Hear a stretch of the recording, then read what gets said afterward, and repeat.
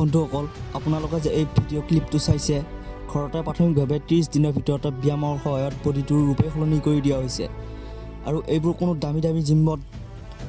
নহয় ঘৰতে কৰা ব্যায়ামৰ দ্বাৰাহে সম্ভৱ হৈছে আৰু যদি আপোনালোকৰ কোনো ধৰণৰ জিমত নোযোৱাকৈ ঘৰতে ব্যায়ামৰ সহায়ত এনেকুৱা ধৰণৰ এটা হেলথি বডি বনাব বিচাৰিছে তেন্তে মই কোৱা কথাবোৰ ভালদৰে মনত ৰাখিব আৰু বুজি ল'ব তেন্তে আপুনি বহু কম সময়ৰ ভিতৰতে এটা ভাল বডি বনাব পাৰিব তেনেহ'লে আৰম্ভ কৰোঁ সকলোতকৈ প্ৰথমতে আমি কৰিম যে ৱাৰ্ম আপ এই যে ৱাৰ্ম আপ কৰাটো আমাৰ শৰীৰৰ বাবে বহুতেই আৱশ্যক আৰু ইয়াৰ সহায়ত আমাৰ শৰীৰটো গৰম হৈ যায় আৰু আমি যি ব্যায়াম আৰম্ভ কৰিম সেইবোৰতো বহু পৰিমাণে সহায় কৰে এতিয়া আমি সকলোতকৈ প্ৰথমতে কৰিম ভৰিৰ ব্যায়াম আমি বহুত সহজতে ঘৰতে স্কুৱাট কৰিব পাৰোঁ যাৰ সহায়ত আমাৰ ভৰিখন বহুত বেছি ষ্ট্ৰং হয় আৰু যদি দীঘলীয়া সময়লৈকে কৰে তেন্তে ভৰিৰ মাংসপেশীবোৰো বহুত সোনকালে শক্তিশালী হৈ যায় ইয়াৰ পাছত শৰীৰৰ দ্বিতীয়টো অংশ হৈছে বুকু এই বুকু বনোৱাটো সকলোৰে বাবে সপোন হৈ যায় যেতিয়া তেওঁলোকৰ বুকুখন সৰু হৈ থাকে আপুনিও ঘৰতে বুকুৰ ব্যায়াম কৰিব পাৰে প্লাছ আপোনালোকে কৰিব লাগে পুছ আপছ নৰ্মেল পুছ আপছে কৰিব লাগে আৰু এটা কথা মনত ৰাখিব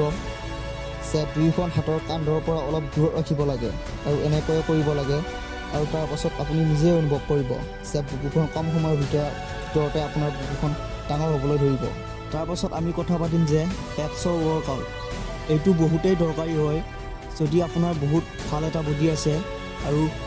যদি পেটটো বাহিৰলৈ ওলাই আছে এইটো একেবাৰে ভাল নালাগে সেইবাবে এপছৰ ৱৰ্কআউট কৰাটো বহুতেই দৰকাৰী হয় ইয়াৰ বাবে আপুনি বেলেগ একো কৰিব নালাগে মাত্ৰ মাটিত শুই যাব আৰু এনেকুৱাকৈ প্লেটফৰ্ম কৰিব লাগিব এটা কথা মনত ৰাখিব যে এইটো কৰাটো আপোনাৰ এপছৰ মানে পেটটো টান কৰি ৰাখিব আৰু বহুতো ব্যায়াম কৰিব পাৰে যেনেকৈ এনেকৈ ধৰিব পাৰে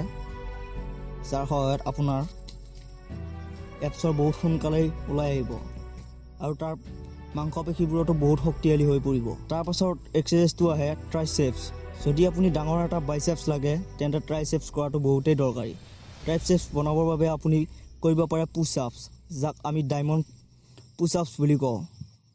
ইয়াক কৰিবলৈ আপোনাৰ দুয়োখন হাতক ওচৰত ৰাখি ডায়মণ্ডৰ আকাৰত প্লেটফৰ্ম কৰিব লাগে আৰু যাৰ সহায়ত আমাৰ ট্ৰাইচেপছবোৰ ডাঙৰ হয়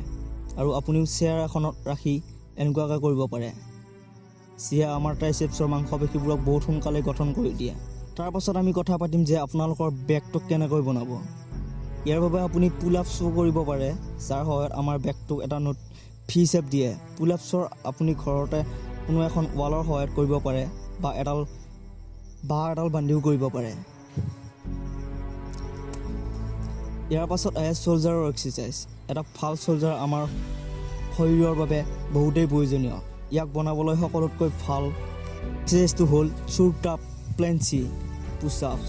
ইয়াক কৰিবলৈ আপুনি আপোনালোকৰ শৰীৰটোক আগৰ ফালে ৰাখি কৰিব পাৰে আৰু এনেকৈ ভিডিঅ'টোত দেখুওৱাৰ ধৰণে কৰিব লাগে আৰু আপোনাৰ শোল্ডাৰকো জোৰ লগাব লাগে ইয়াৰ পাছত আহে বাইচেপছৰ এক্সাৰচাইজ আমাৰ শৰীৰৰ সকলোতকৈ প্ৰথমতে দেখা বডিটোৱে হ'ল বাইচেপছ ইয়াৰ বাবে আপুনি চিন আপছো কৰিব পাৰে মই যে কৈছিলোঁ পুল আপছৰ কথা আৰু চিন আপছেও বেকটোক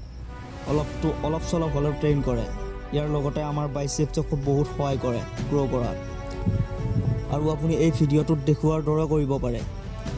এই ভিডিঅ'টোত কেইটামান সাধাৰণ ব্যায়ামৰ বিষয়ে কোৱা হৈছে আৰু যাৰ সহায়ত আপুনি ঘৰতে এটা ভাল বডি বনাব পাৰে যদি ভিডিঅ'টো চাই কিবা কামৰ যেন লাগিছে চেনেলটো নিশ্চয় ছাবস্ক্ৰাইব কৰিব আৰু ন'টিফিকেশ্যন বেলটো অলত ক্লিক কৰিব ধন্যবাদ